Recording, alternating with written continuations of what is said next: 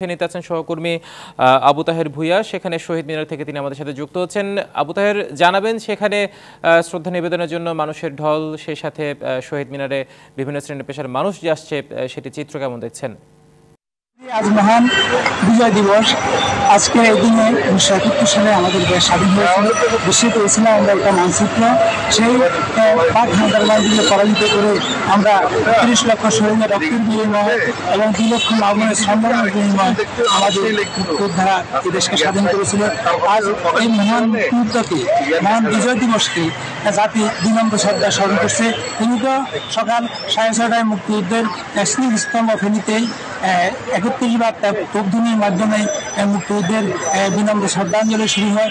এরপরে জেলা প্রশাসক সাইফুল ইসলামের নেতৃত্বে জেলা প্রশাসনের লোকজন এবং পুলিশ সুপার হাবিবুর রহমানের নেতৃত্বে পুলিশ কর্মকর্তারা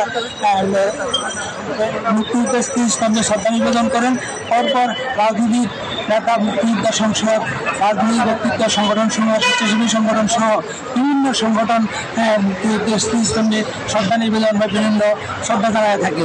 আজকে সকাল 10টার সময় তিনি শহীদ মিনারে মুক্তিযুদ্ধের বিজয় মেলা উদ্বোধন হবে।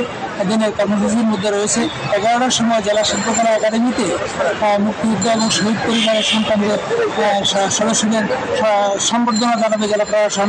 দুপুরে বিভিন্ন মসজিদ, মন্দির, জায়গায় দেশের সমৃদ্ধি কামনা করে মুক্তিযোদ্ধাদের আত্মার মাগফিরাত কামনা করে মুরাদ হবে। 2টার সময় বাসা শহীদ সালাম কমিউনিটি সেন্টারে এক প্রীতি ফুটবল ম্যাচের আয়োজন করা হয়েছে। জেলা প্রশাসক বনাম প্রশাসন বনাম পৌরসভা একাদশ এই প্রীতি ম্যাচে অংশগ্রহণ করবেন। বিকেল 3:30টার সময় ফেনী শহীদ মিনারে রয়েছে শিশুদের জন্য নানাবিধ অনুষ্ঠান।